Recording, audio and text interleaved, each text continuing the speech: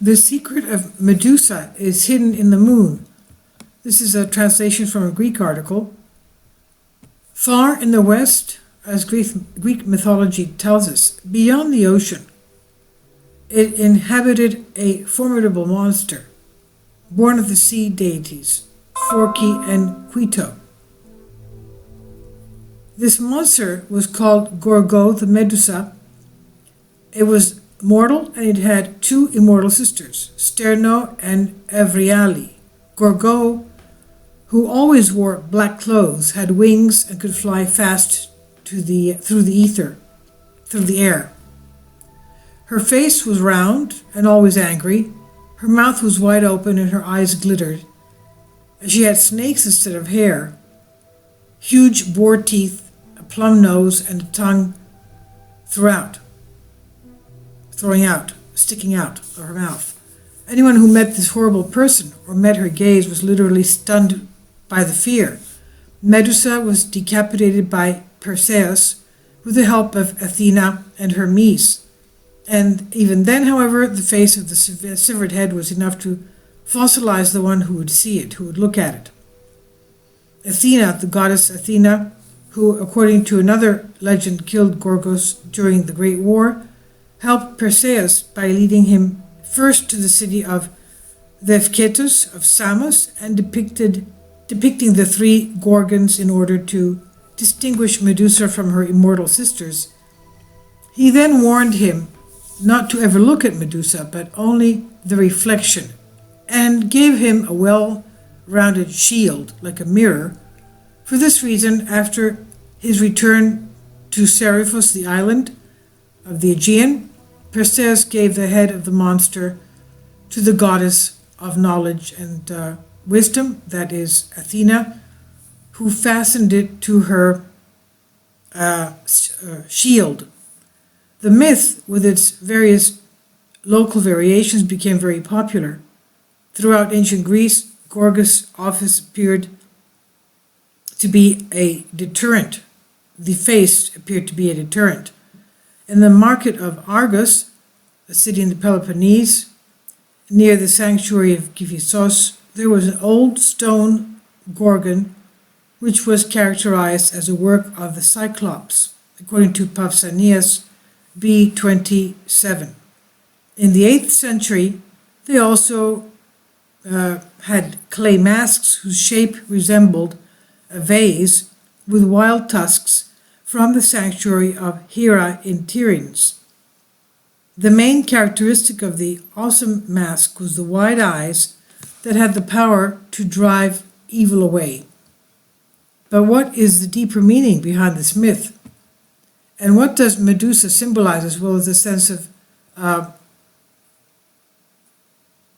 causing people to turn to stone?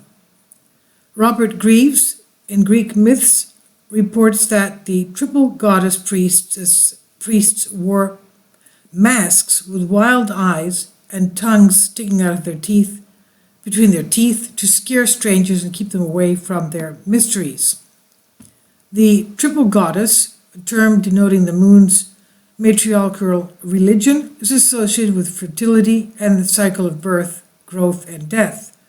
The names of the mermaids are names of the moon goddess. The orphans named the face of the moon mermaid head, and Preller looks at the round head of Medusa itself as the moon. Of these alone, the close relationship of the three mermaids with the moon is demonstrated, but there are some other indirect references. For example, the Medusa has been found in a triple coin of Syracuse. Tricelis is a lunar symbol and symbolizes the three faces of the moon that are successive to each other. In another currency, the head represents the three crescent-shaped crescent moons. On the other hand, the all-black clothing that envelops the round face of Medusa, is believed to be the darkness of the night that surrounds the moon. Even the boar is an animal dedicated to the lunar deity, and the reason is that its tusks form a moose. The fact that Medusa had boar teeth is another indication of her lunar nature.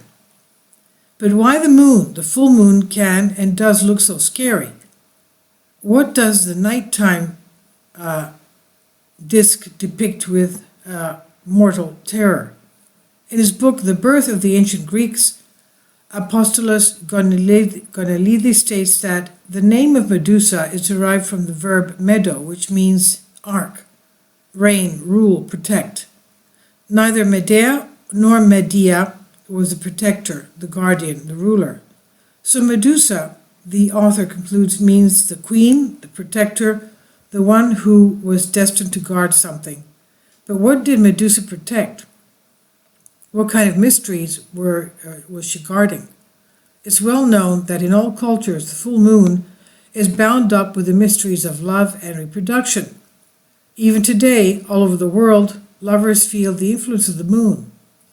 Is it possible, however, that the form of Eros, or love itself, is associated with the appearance of Medusa and causes such inexorable terror? The myth of Medusa has long been a model of psychoanalytical interpretations of myths. In 1922, Freud himself linked Medusa's disgusting head to the mother's bull, in the view of which he freezes, turns to stone. The young man is petrified, but the correlation may be much deeper. According to the French philosopher Bacon, the human psyche is in constant contact with everything that happens at the moment in the entire universe.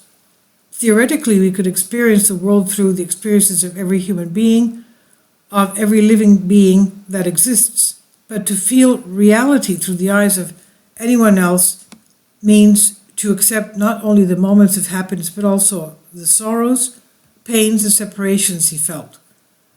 Being united with the universe means feeling the pain and death of countless beings.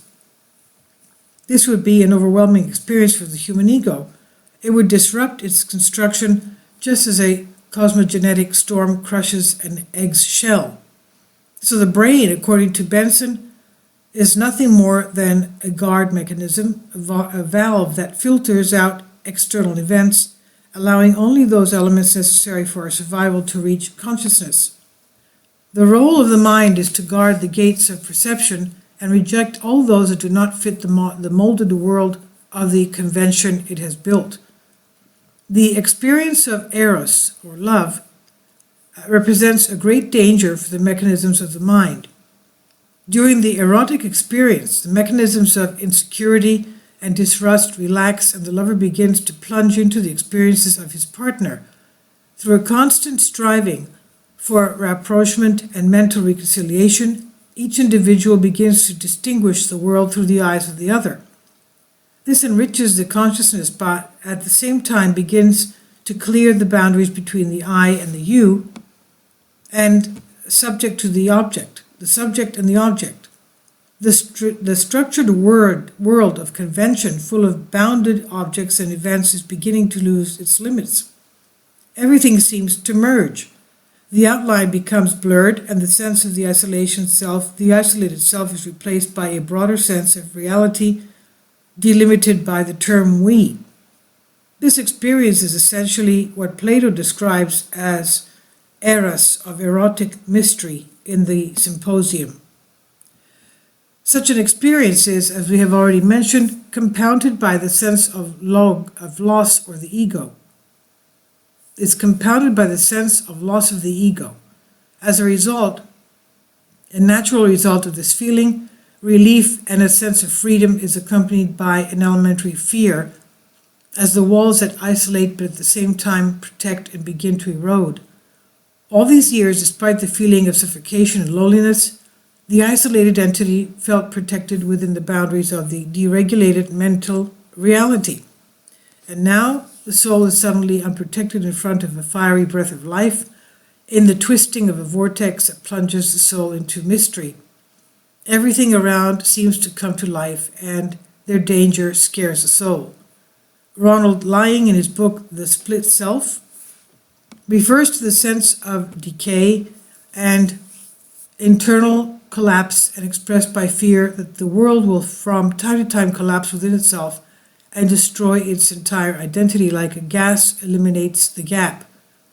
Any contact with the dangerous reality of love is experienced by the mind as a formidable threat and is associated with the horror of absorption and intrusion. The ancients knew that an erotic philosophy is not just a peculiar intellectual interpretation of the universe, but entails a whole world of representations, experiences, and possibilities.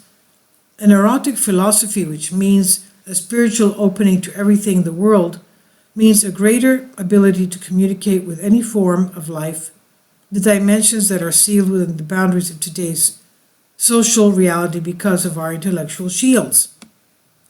Real wisdom means that one can extend the boundaries of consciousness more and more into the mystery surrounding us.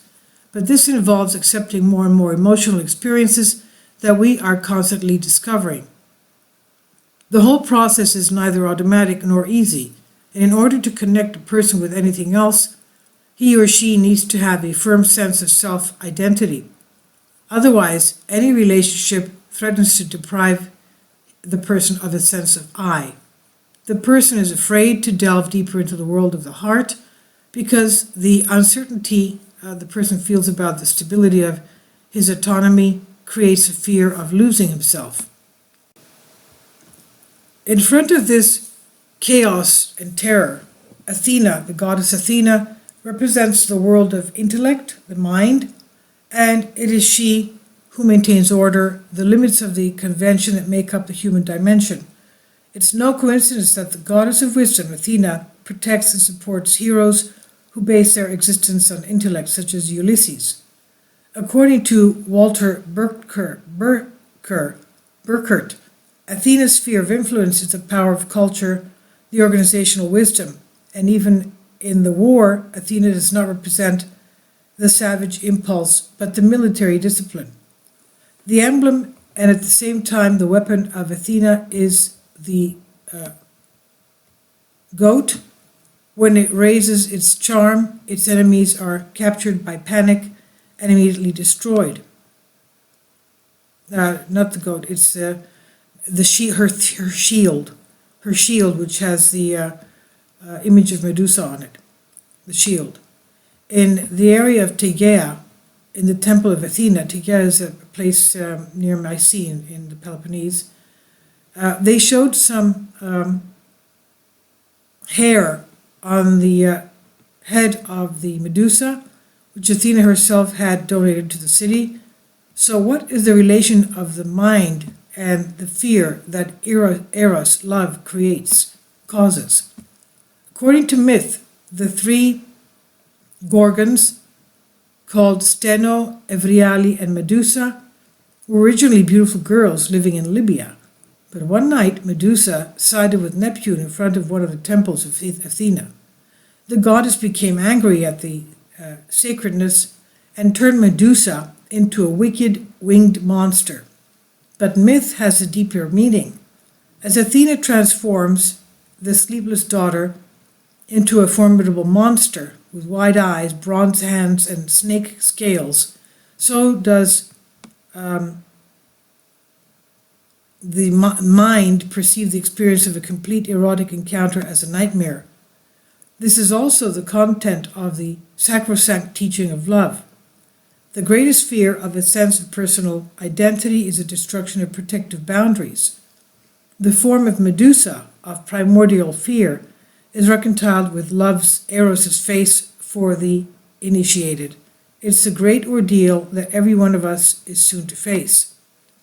A sudden loud fear causes us to get stoned, like turn into stone.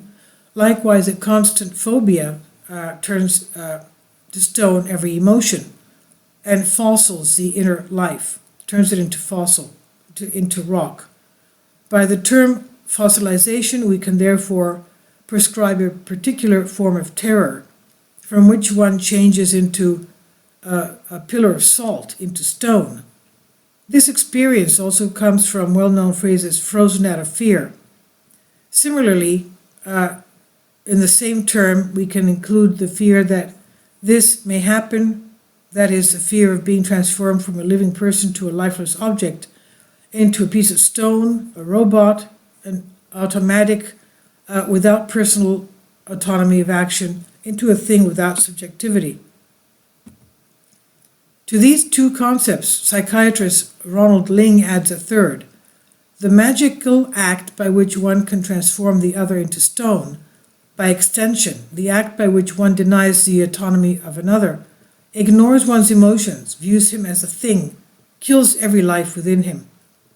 Studies in psychology show that a person who is plagued by phobias uses a key mechanism to maintain his or her safety.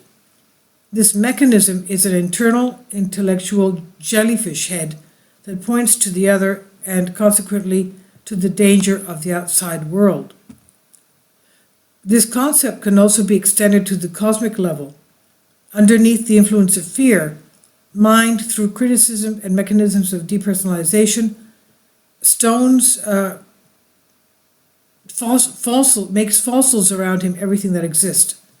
Thus, the ontological insecurity inherent in every human being transforms the universe into a pile of decaying objects, thus removing it from its ability to harm it. This is something that the power, of course, knows very well. Acceptance, for example, of a mechanistic world, as described by the Enlightenment scientific theories, is possible only for those people whose ontological insecurity has replaced the sense of erotic fullness. A person who perceives the universe as an animus could not embrace the doctrines that the pulsating net of innumerable beings are lifeless molecules or serological mechanisms and piles of stones. His senses must first be alleviated and his mind filled with phobias and his heart shut in any form of contact. Support for theories of scientific necrosis is therefore inextricably linked to the imposition of fear.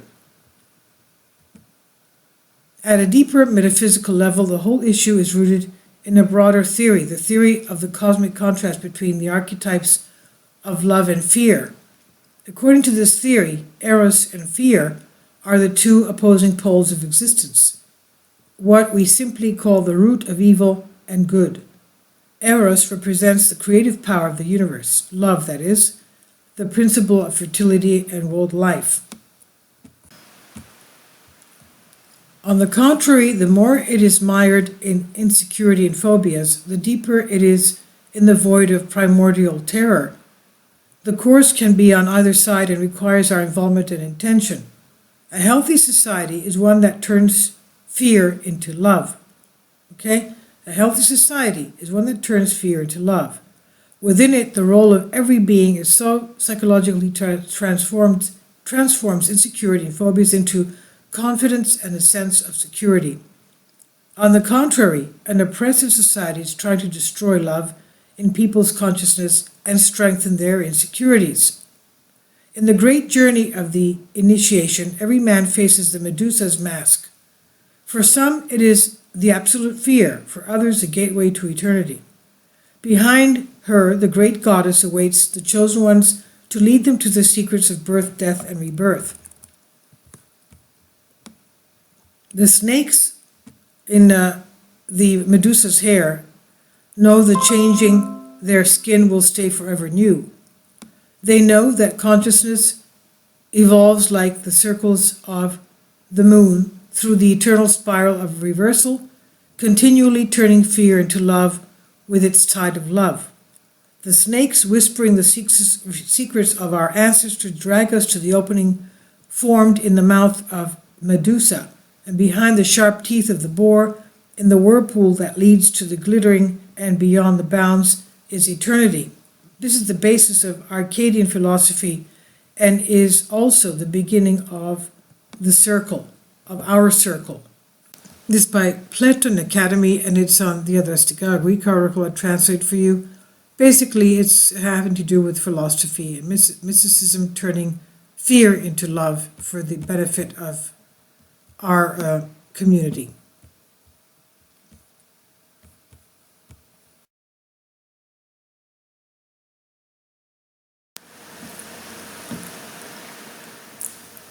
If you'd like to join me on my Patreon account, You will hear content not covered by mainstream media.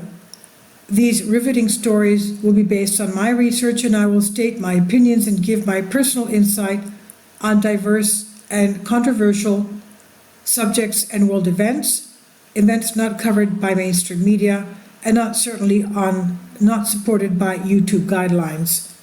So whatever I have on my Patreon, most of those will not be on my YouTube channel. Please consider becoming a member today. More of the most significant and important videos will be on my Patreon channel. Your support helps me to continue my research and keeps this YouTube channel alive. And we depend on your support, your generous charity, because we help economically challenged families here in Athens, Greece, in Kapota, and we also help the young generation with university tuition and the community around our church. Thank you.